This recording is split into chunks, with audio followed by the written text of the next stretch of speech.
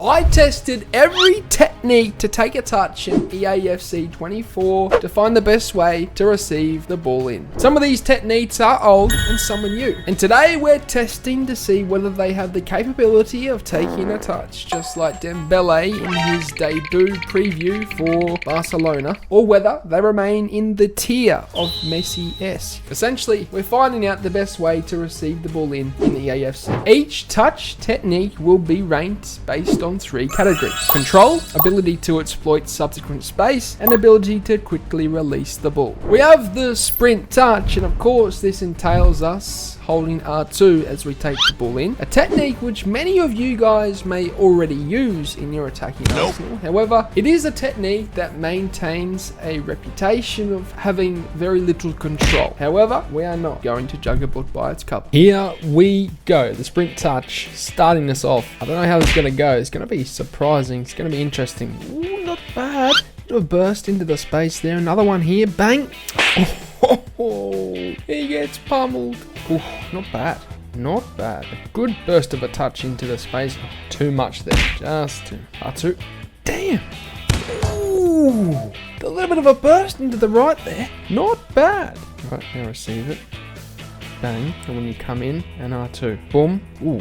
A good burst into the space. Can we look for the cutback? Cruz, it's your time to shine. What a touch. Around some.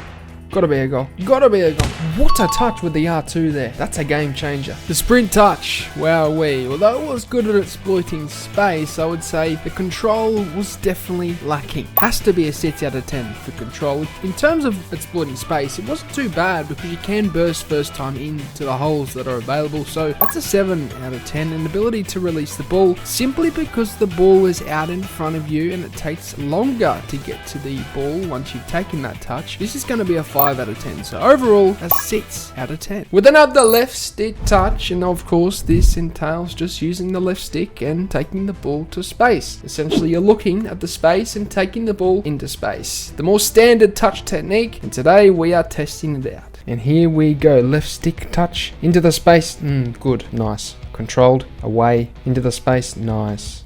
Another one. Too easy. Too easy. I mean, did I expect anything else? It's just so good. There's nothing better than the basics in this game. If you can perfect them, you'll have no issues whatsoever. Left stick into the space. Nice. Space. Oh, look at that. Completely away. Every time, it's just 2 space, and we're keeping it away from the pressure. Good. Keeping it away. And away. Good. Look at that. Back to him every time. Nice. Away and away.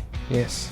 Every time to space, look at the space, you'll take it there. Brilliant. The left stick touch, aka touch into space. I mean, you can't beat it, can you? I mean, control, it's dot standard, has to be about an 8 out of 10. Ability to exploit the space, because you have good control with this and because you are taking it into space, it's a 9 out of 10. And ability to release the ball, you can take it in, turn and pass very quickly. It's very good for that. So again, a 9 out of 10. Overall, a 9 out of 10 for the left stick touch. We then have the R1 touch, incorporating of course R1 dribbling, or sprint dribbling as you like to call it. And of course, as you receive the ball in, you're tapping R1. Essentially, this is supposedly meant to give you more control in the touch and protect the ball just that little bit extra. However, sometimes you may fall trap to leaving it or fainting it, as that is a trigger. However, we are going to test it regardless. And away. Oh, the R1 touch. Starting us off nice here. Using that R1, tapping it into the space.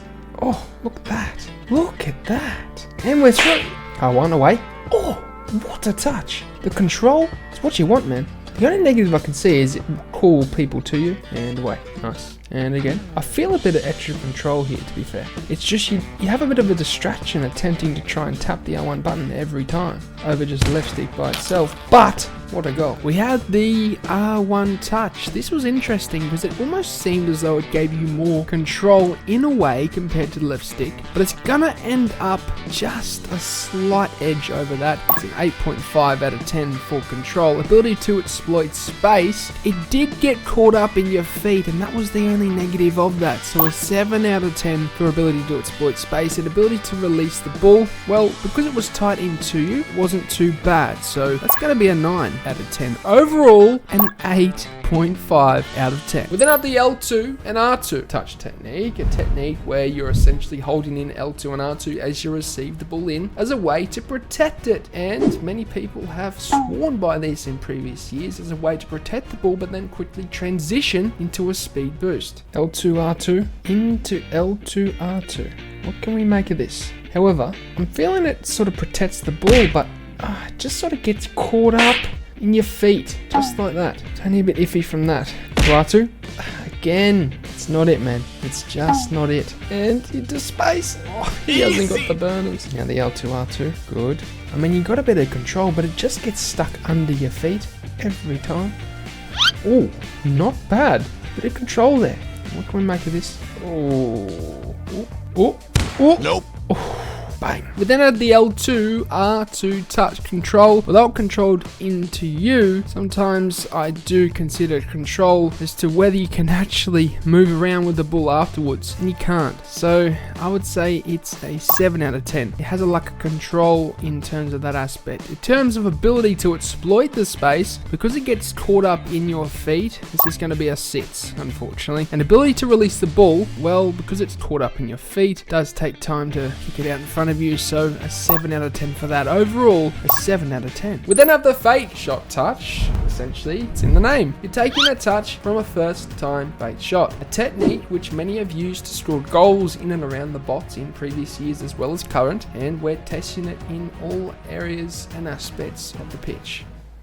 Oh, fake shot touch, starting us off delightfully. What a touch that was. A good initial touch to take in as you receive it. Ooh.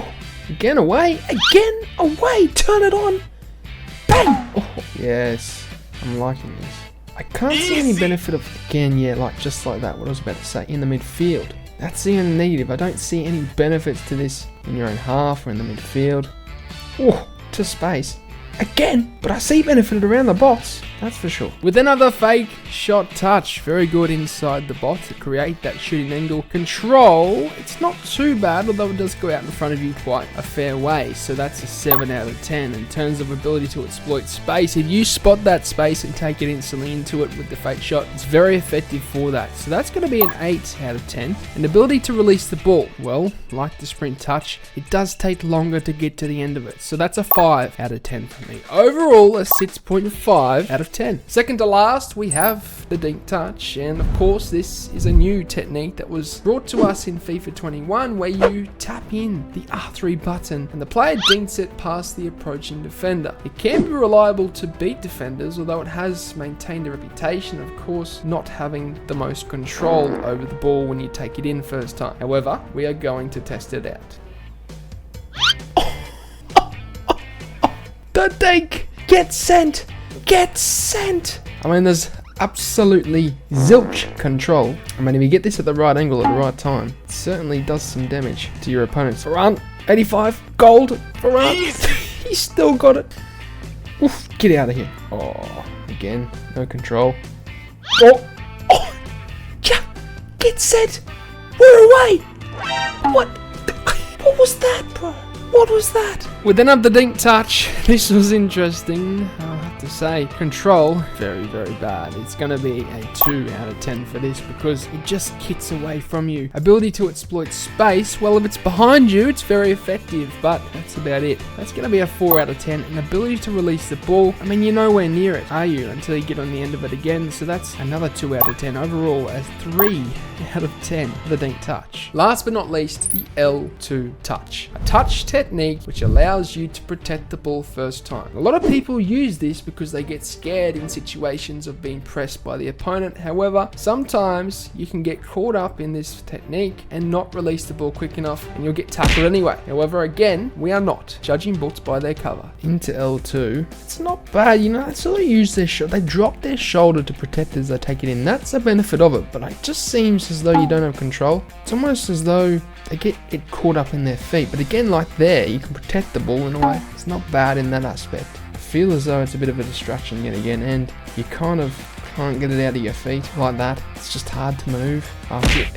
Just like that. Speak of the devil. The L2 touch. Well, I did like this because you could control it a bit better. It has to be a 7 out of 10. Ability to exploit space, not the greatest because it does get caught up on your feet. So a 6 out of 10 for that. And ability to release the ball, well, because it's caught in your feet yet again like the L2R2 touch, unfortunately it's hard to release. So another 6 out of 10, and overall a 6 out of 10. Of all the techniques, some were very, very useful in maintaining control of the ball, but some were plain and simply too far past the use by date. And it left us with one that was the ultimate champion, the left stick touch. Nothing honestly beats you taking the ball first time into the space and maintaining control to release it, burst into the space that's available, or just keep your back to the opponent. Now, I am coaching one-on-one. I do professional coaching. I have for the last 3 years. Check it out. The link is down below. I am preparing people for EAFC 25, and if you did enjoy this video, you may just enjoy this one here. Thanks for watching. If you enjoyed the video, then I'd really appreciate it if you hit the subscribe button. And lastly, if you do want any pre-gaming fuel or supplement, then head over to atpscience.com, which is the first link in the description, and use the code DylanEtsATP at checkout to get yourself a discount. Not only is it the cheapest way to get supplements, but it helps me out a ton, guys, so